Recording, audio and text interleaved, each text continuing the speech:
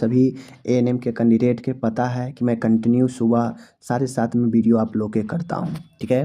तो जहाँ पे कॉन्सेप्ट, एमसीक्यू, वन लाइनर सभी प्रकार से मैं क्वेश्चन शामिल करते रहता हूँ। तो चलिए आज का वीडियो फिर से काफ़ी शानदार होने वाला है। अच्छे प्रश्न, अच्छे कॉन्सेप्ट आपको क्लियर होंगे। एग्ज़ाम निकालने के लिए, जॉब लेने के लिए आपका कॉन्सेप्ट काफ़ी महत्वपूर्ण होता है, कॉन्सेप्ट क्लियर होना। तो चलिए इस वीडियो को देखते हैं।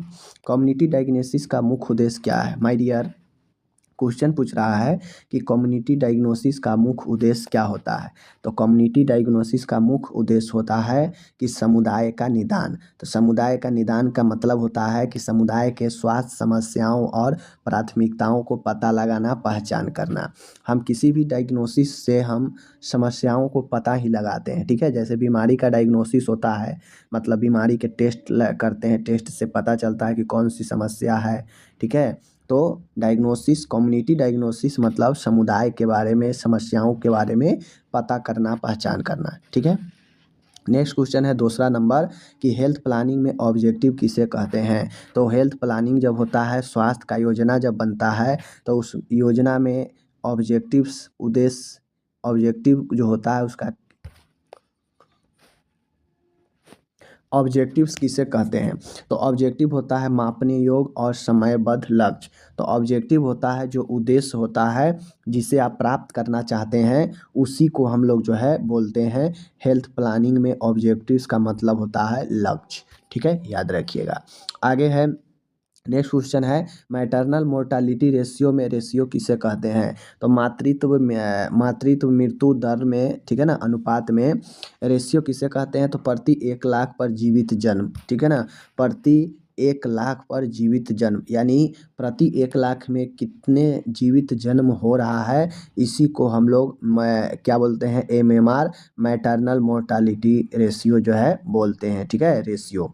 आगे है रेशियो मतलब होता है अनुपात, किसके अनुपात में निकाल रहे हैं, ठीक है ना। नेक्स्ट क्वेश्चन है पार्टोग्राफ में अलर्ट लाइन का उपयोग किस लिए होता है। आप लोग पढ़े होंगे मिडवाइफरी में, तो आप लोग को पार्टोग्राफ पढ़ाया गया होगा, जो एक आरेख होता है जिसमें लेबर के समय सारे कंडीशन को फुलफिल किया जाता है। तो अलर्ट लाइन का उपयोग किस लिए होता है। तो अलर्ट लाइन का उपयोग जो है लेबर के प्रगति समान है या नहीं, इसका संकेत जो है देता है अलर्ट लाइन, ठीक है ना। अलर्ट लाइन नाम से ही है, अलर्ट मतलब सावधान करने वाला लाइन।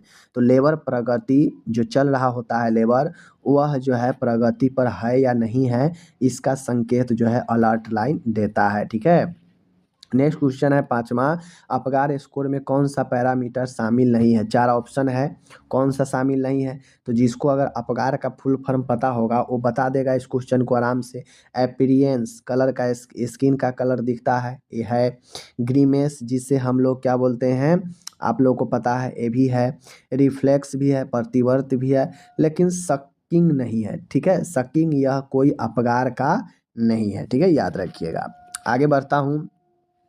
छठा क्वेश्चन है active management of third stage of labour, AMTSL। AMTSL का फुल फॉर्म भी होता है active management of third stage of labour. का पहला कदम क्या होता है, ऑक्सीटॉक्सिन देना। यानी थर्ड स्टेज लेबर में जब एक्टिव मैनेजमेंट करते हैं तो ऑक्सीटॉक्सिन देते हैं ताकि ब्लीडिंग कंट्रोल हो सके, क्योंकि थर्ड स्टेज में ब्लीडिंग निकलता है काफ़ी सीवियर, काफ़ी गंभीर रूप से, तो वहाँ पे ऑक्सीटॉक्सिन की ज़रूरत होता है।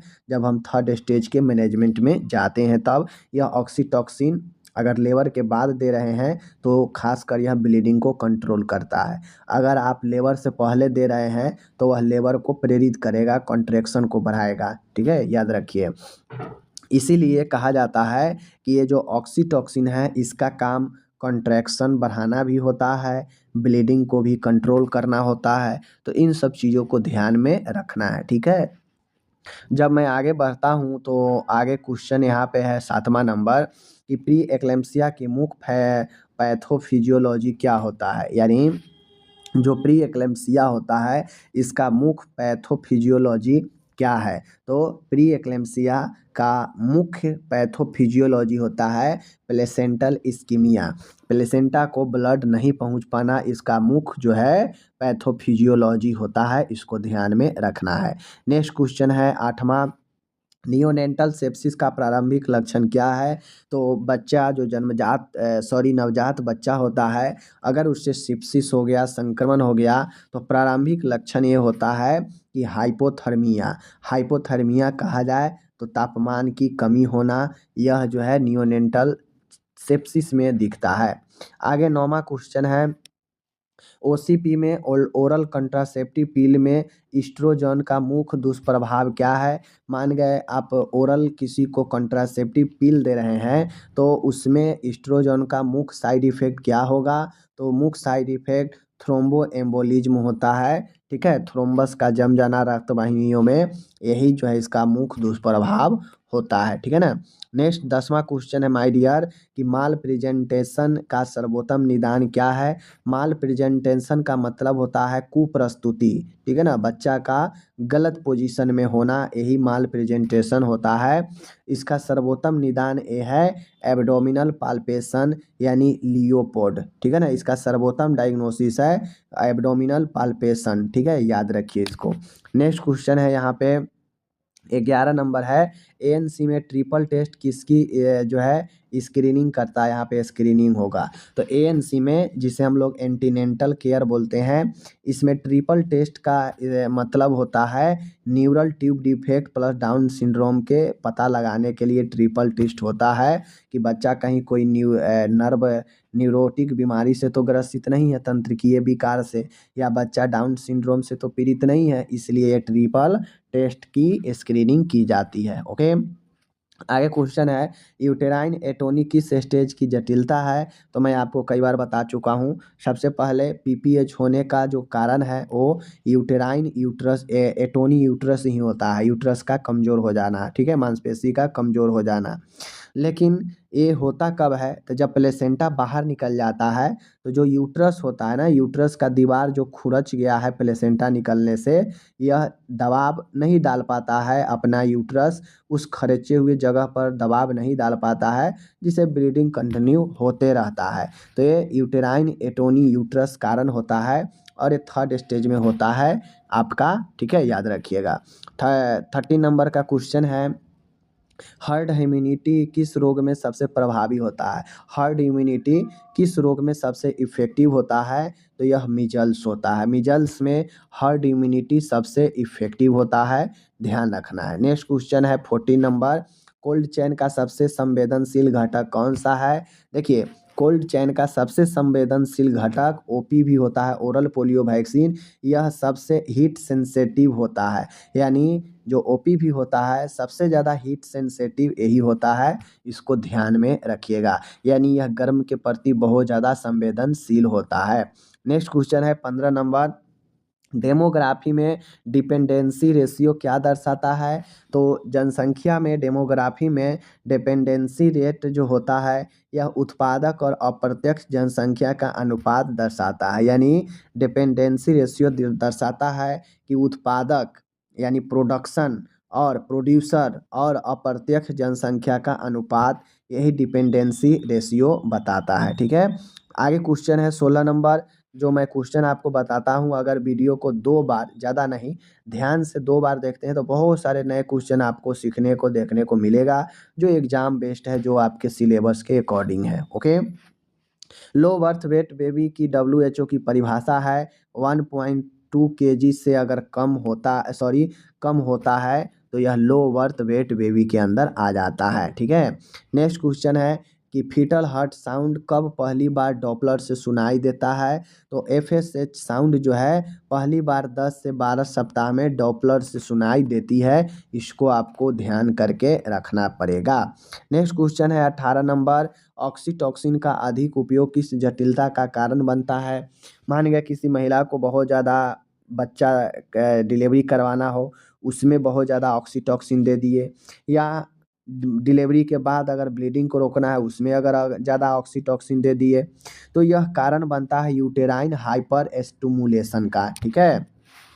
आपका जो यूट्रस हो जाता है काफ़ी ज़्यादा उत्तेजित हो जाता है यह ऑक्सीटॉसिन ज़्यादा देने से, तो इसका भी ख्याल रखना पड़ता है। नेक्स्ट क्वेश्चन है 19 नंबर, टीबी का सबसे संक्रामक चरण कौन सा है?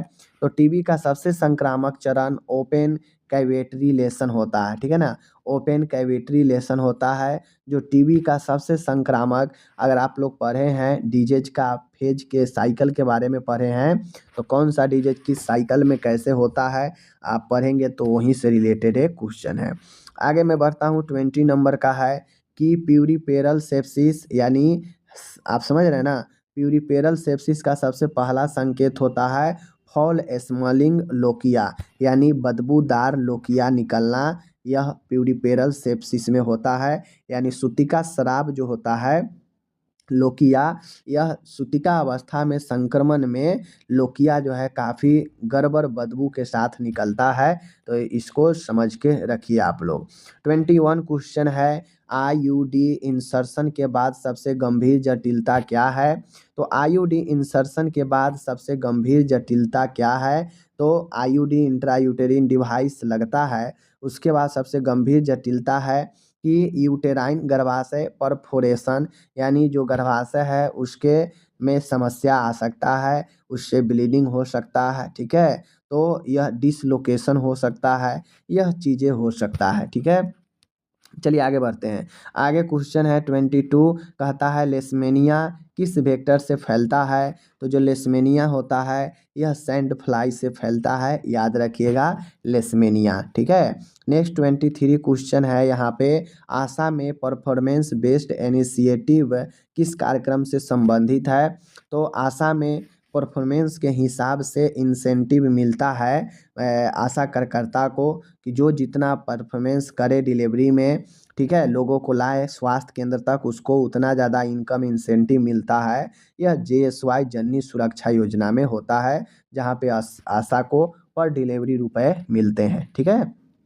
24 क्वेश्चन है, एंटीनेंटल केयर में कौन सी जांच अनिवार्य नहीं है? देखिए एंटीनेंटल केयर जिसमें हम लोग ANC बोलते हैं, इसमें कुछ जांचें अनिवार्य है, कुछ जांचें अनिवार्य नहीं है। तो जो ECG होता है यह अनिवार्य नहीं है, बाकी HB haemoglobin, HIV test, blood group test, ये सब अनिवार्य है। ECG अनिवार्य टेस्ट नहीं है, यह उसको ही होता है जिनका हार्ट की समस्या है। 25 क्वेश्चन है, कॉग्निटिव कॉन्जेनिटल हाइपोथायराइज्म का मुख्य लक्षण क्या है? यानी किसी में जन्मजात थायराइड की समस्या हो तो उसमें मुख्य लक्षण क्या होगा? तो लेथर्जी और लार्ग टंगू होगा, ठीक है ना। यानी उस बच्चा को अगर जन्मजात हाइपोथायराइज्म है तो वह लेथार्जी के साथ उसका जो टंग होगा, जीभ होगा, वह लार्ज बड़ा होगा, ठीक है। 26 क्वेश्चन है, ब्रेस्ट इंगोर्जमेंट में सबसे उपयुक्त उपाय क्या है?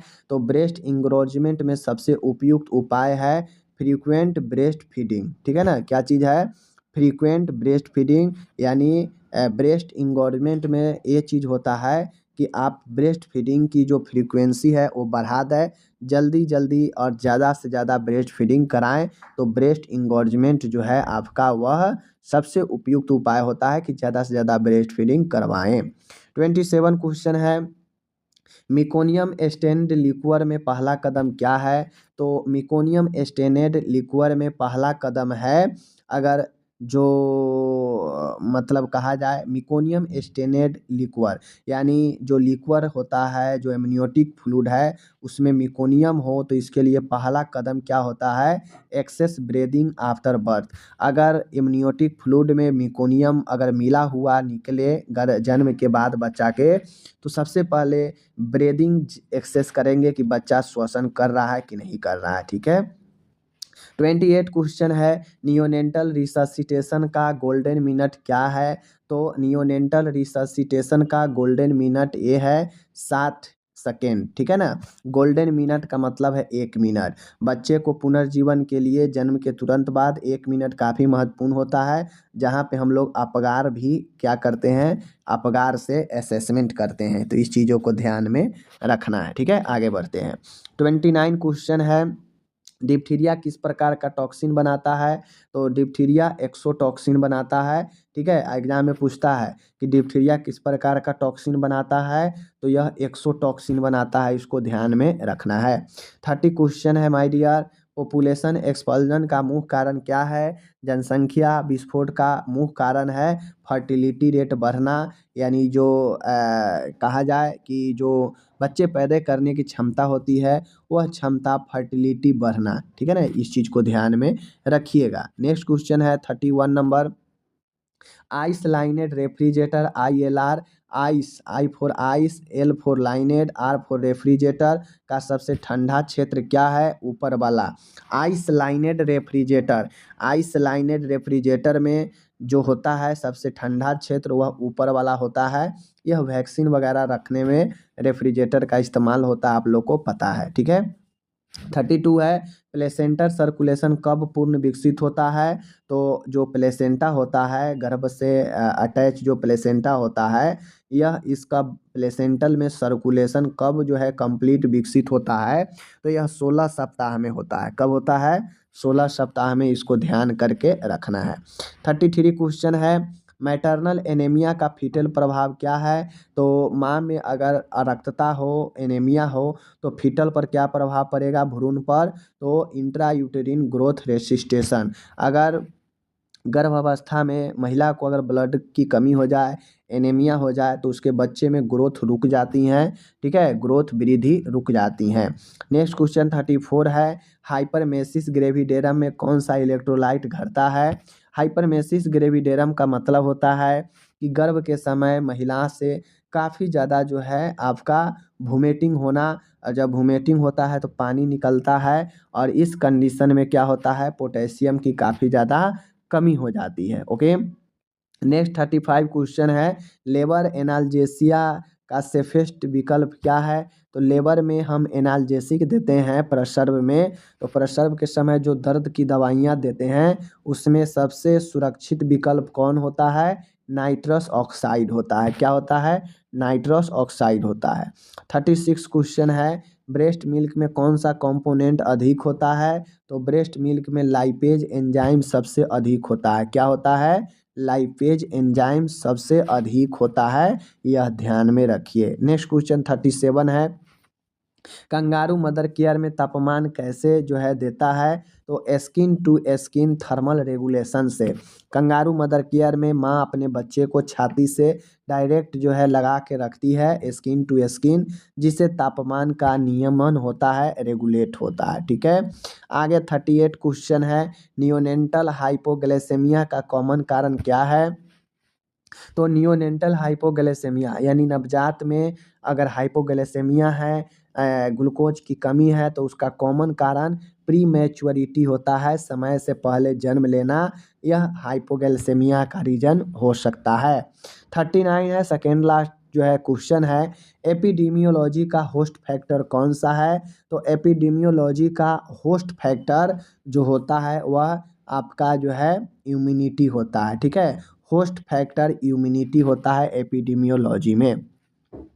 लास्ट क्वेश्चन है, हेल्थ एजुकेशन में सबसे प्रभावी तरीका कौन है? तो हेल्थ एजुकेशन में अगर पूछे कि हेल्थ एजुकेशन में सबसे इफ़ेक्टिव अगर मेथड पूछे कौन है तरीका, तो वह डेमोन्स्ट्रेशन होता है, प्रदर्शनी, जहाँ पे लोगों को डायरेक्ट सामने प्रदर्शन करके या कुछ बना के सिखाया जाता है, दिखाया जाता है, जो काफ़ी इफ़ेक्टिव माना जाता है। ठीक है, तो इस प्रकार से यह जो है हेल्थ एजुकेशन आपका 40 नंबर का क्वेश्चन समाप्त होता है।